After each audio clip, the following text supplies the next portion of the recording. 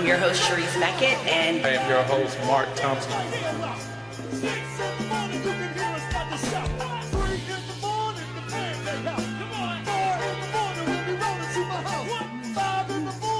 how are you? If you focus on what you did in the past, To lead, transform, shine. this is a great collaboration. Career Transformation Academy and Queens Behind the Scenes. Mark Thompson, Charise Beckett, about to tear it up.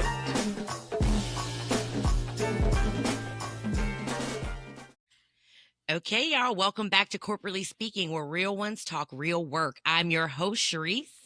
And I'm your host, Mark Thompson. Before we get started, folks, make sure you hit that button, like, share, subscribe, follow us on YouTube and also on Instagram at _corporately speaking. And we're there dropping the same post. But in today's episode, let's just say if you've ever walked into a meeting and felt the temperature drop and it had nothing to do with the thermostat, this one's for you. This is the episode for you. Yes, it is. Yes, it is. So today we're stepping into the Shade Room Office Edition. Part one is all about petty politics and professional jealousy, because some of y'all got coworkers who deserve an Emmy for best performance in passive Right. aggression. Right. Facts. And listen, we're just not just venting. We're unpacking the stuff that happens and how it affects your peace and what we've learned with dealing with it ourselves. So I got stories. Charise has stories. We're going to throw them at you, and then we want to see what you got to say. Yes, you do not want to miss part two either. It's going to be live, and we're going to be talking real-time stories, real-time strategy, how to lead with class, even if you're surrounded by chaos, and we may even have a guest.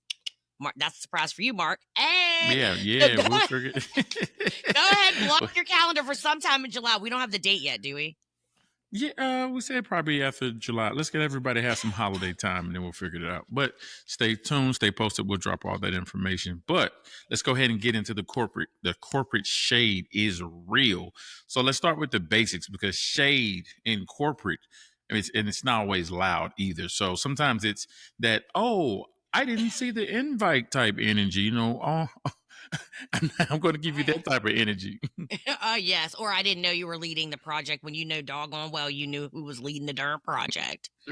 Right. Or it's the compliment with a lowercase c. So like, wow, you're actually so articulate. Excuse me.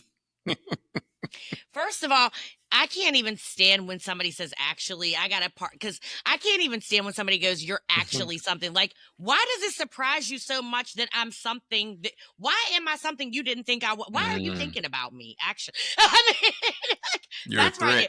threat. Yeah, apparently so. So let's be clear. Yep. Shade in the workplace is a mix of ego, insecurity, and unspoken competition. It's giving professional hater in disguise.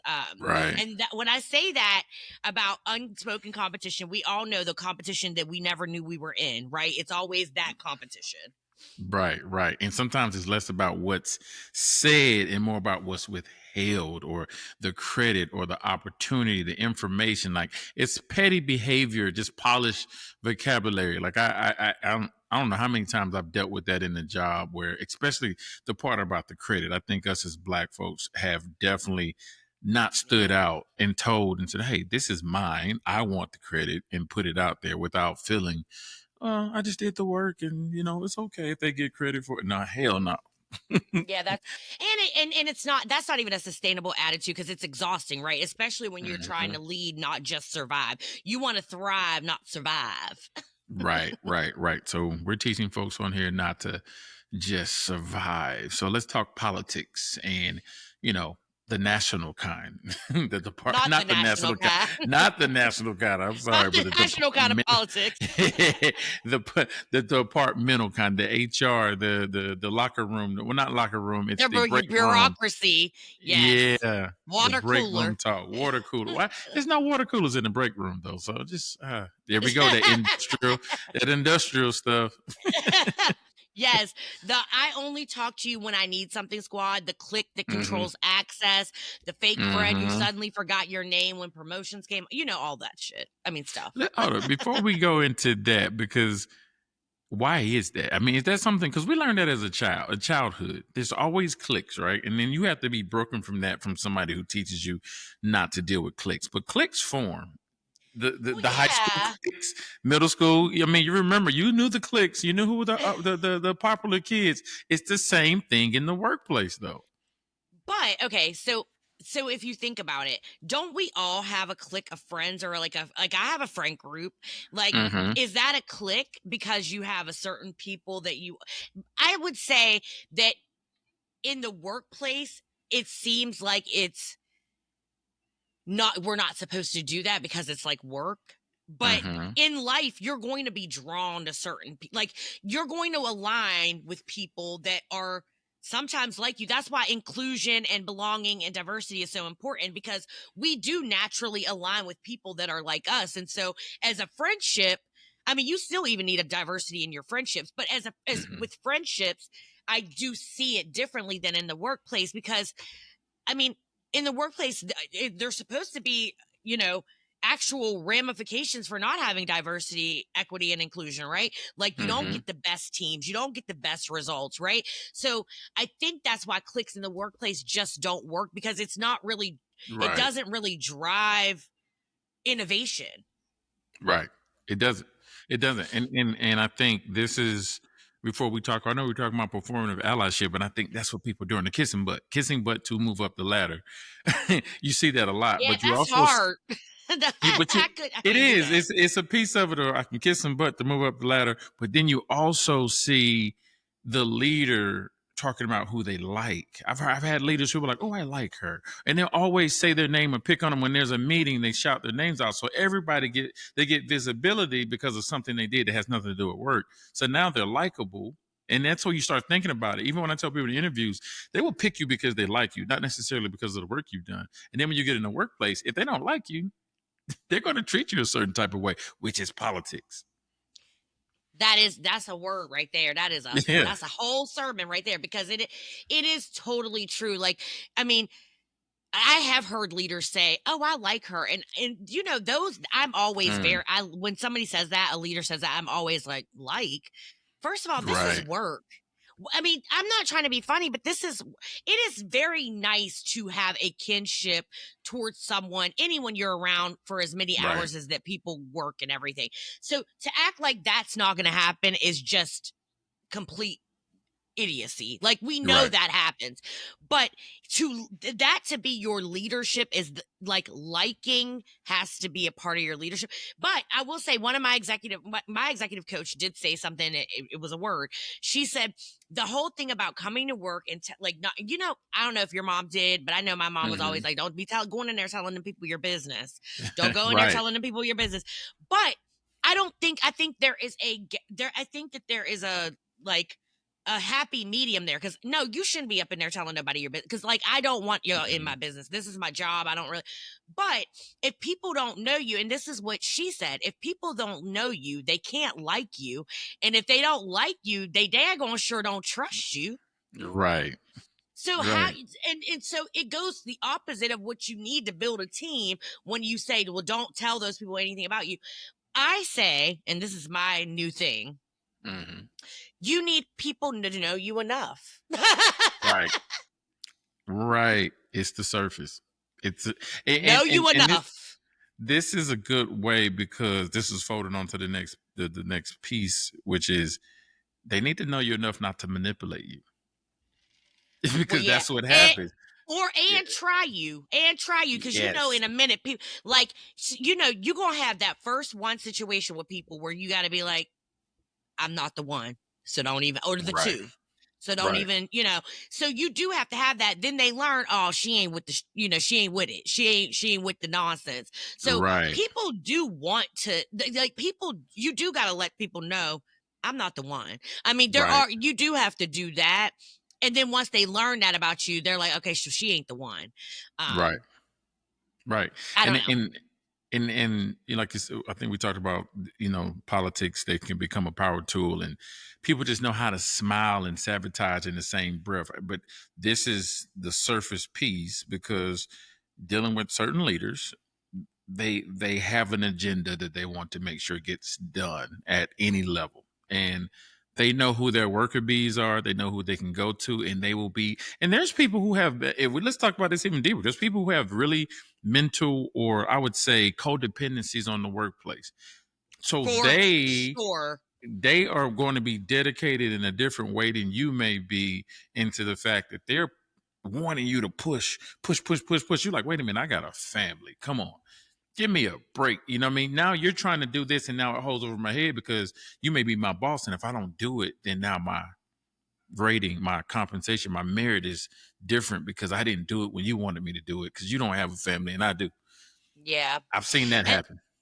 yeah, I mean, and then you expect people to rise above it all, but they never really are taught how to Mm, do that. We'll talk more about that in part two with the leading with class. But for now, let's name it. Petty politics is just a form of control, and that it is the truth.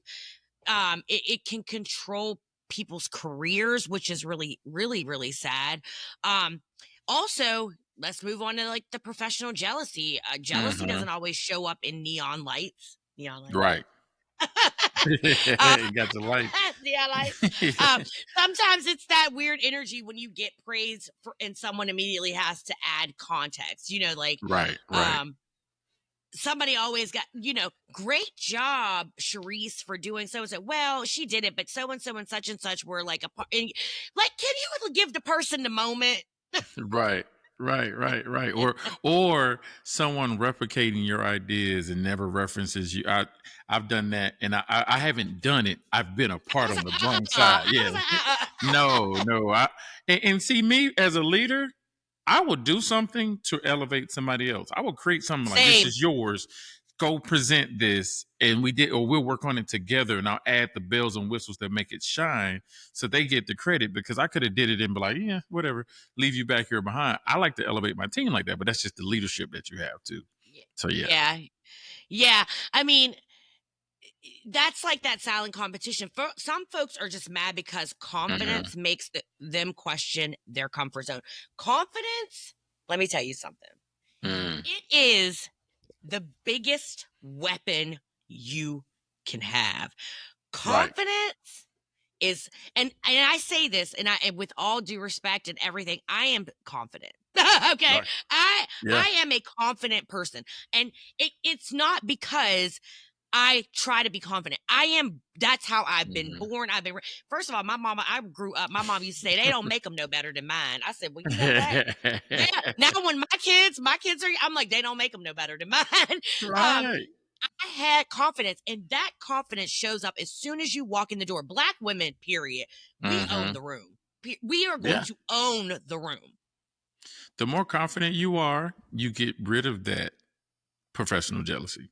You know, you get rid of that whole thought of pride. And I've seen that for some of my coworkers today. They came in confident, they speak their mind. These are black women that jump in and they're like, oh, we better listen to her. She knows what she's talking about. And there's no fear. And I was like, that's the first time I've ever seen that before. Keep doing that. But it does show, like you said, it shines a light naturally.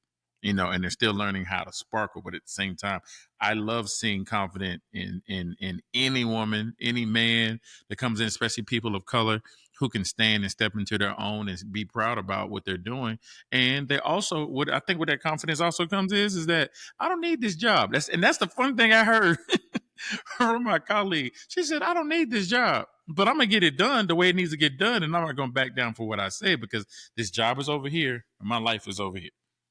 But what you say when people say they don't need that job, because see, because I'm like, well, I need it for my money, like I do. Mhm. But what I will say is, I am not going to be. You're not going to humiliate me and treat me any kind of way Mm, and think I'm going to sit here and stay in no job. Like that's right, actually crazy to me. right, Like that is. It's too many jobs out here for me to just be sitting up in your face while you playing in my face. Like right, there's just too right, many jobs for right. that. Yeah, it is. It is. For sure, for sure. Um, what are we at? Are we at how we've handled it? How we've handled these things? I guess. Yeah, how we've handled it, we can go ahead and move on forward. I thought we talked about that as far as being comfortable and not staying in toxic culture. So how do we handle this?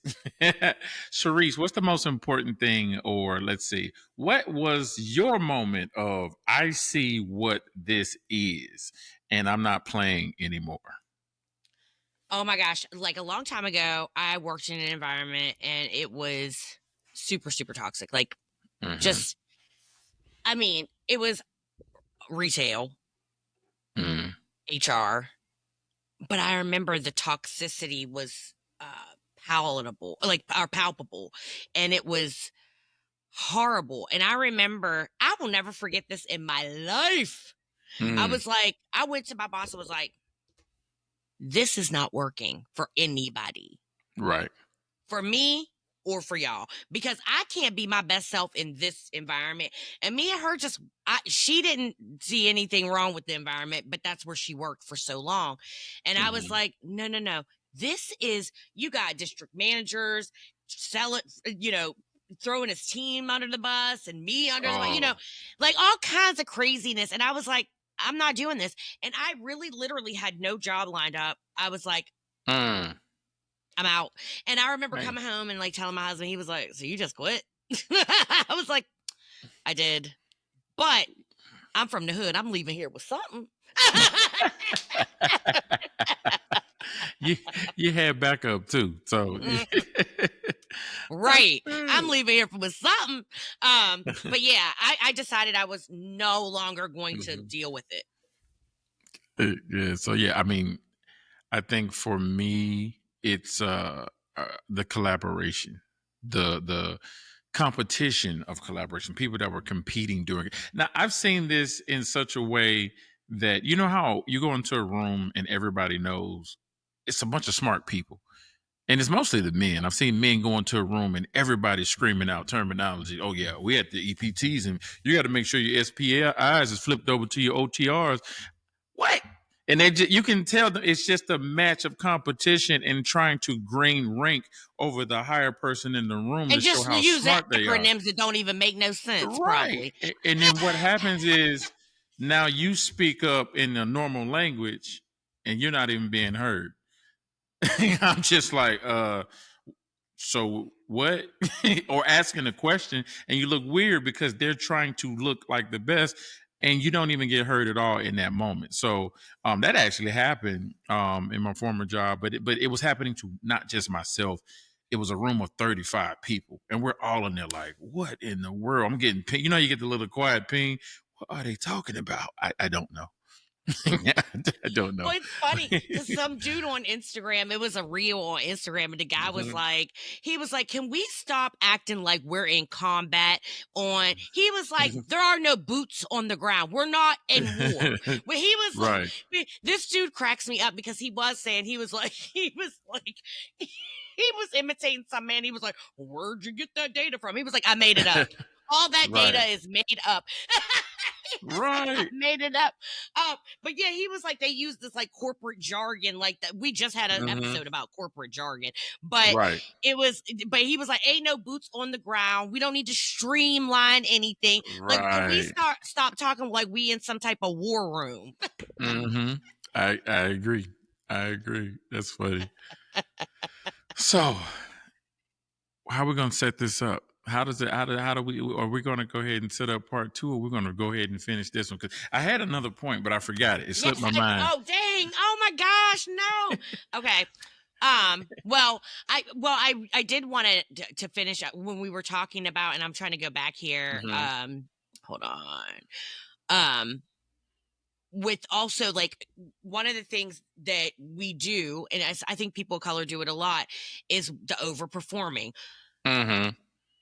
People that are committed to misunderstanding you, that's the first thing. People that are committed to Mhm. misunderstanding you are not going to understand you because they're committed Mhm. to misunderstanding you. There is no amount of performance in the world that's going to make them understand you because they're committed to Right. misunderstanding you. And that is a when you figure that out, I think, and I know when I did, I definitely realized where I was supposed to be and where I wasn't supposed to be. Mhm. Yeah. when I figured that out, because I'm not going to keep spinning my wheels trying to, you know, overperform in an environment that is committed to the misunderstanding who I am, why I do what I do, and all of the things. I'll add one other thing to this as well, which I would say is I saw something that there were studies that people who are intimidated by you, of your intelligence actually sets off some type of fear factor or scared factor in certain people. So sometimes when you're the smartest person in the room, that person is either going to try to pull you down a peg or say something to negate your answers on purpose, just so you don't feel as powerful or as mighty. You say something that's really smart, and in the workplace, it could be your leader that's really, and this has happened to me. Your leader's like, that was intelligent, but it's like, why did you? But if it has no substance to really making a move, I just basically Yeah. gave you an algorithm to success, and you knocked it down because you didn't want me to be the smartest person in the room. That's a part of politics, and I think that happens today because people are really fearful of how smart you are, and it's actually a real trigger. That's crazy, That's right? no, I think it's a sickness. I'm telling you Yeah, that, because that to me is more than just an insecurity. Well, no, it's insecurity, but it's also like care. I don't know. mm, It's just like, you to be that insecure, that is has to be an illness, because to be that right, insecure to actually make someone else small so you can feel big, to me that is just the epitome of just, like, how low can you be? Like, how low right, can you go?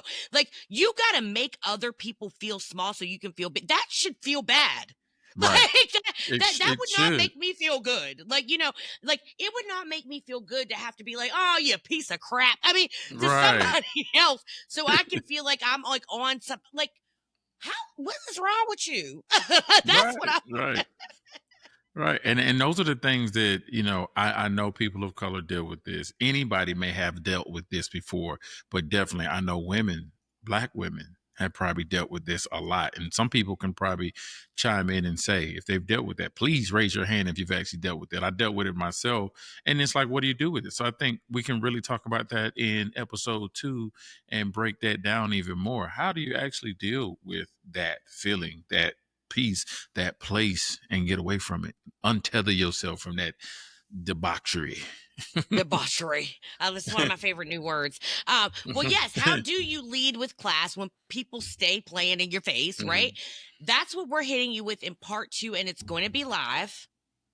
Yes, it will be live. So bring your tea, your your receipts, and your questions. We need questions, so we want everybody to chime in, jump in there. We're going to be talking about boundaries, boss energy, and bounce back strategies. We might be talking about clap back strategies. Some nice petty things that'll actually help you actually bridge the gap to your connection and communication. Well, yes, and follow us on Instagram, for sure, on Instagram, because we'll drop the link, we'll drop the date, we'll drop all that on our Instagram, Yes. probably in the next week or so. Yeah, we'll be on Instagram. Maybe we can put a promo on YouTube as well. So we'll let everybody know where, Oh how to yeah. get in contact. We could do it everywhere. So this is all great and new, but let's say final thoughts.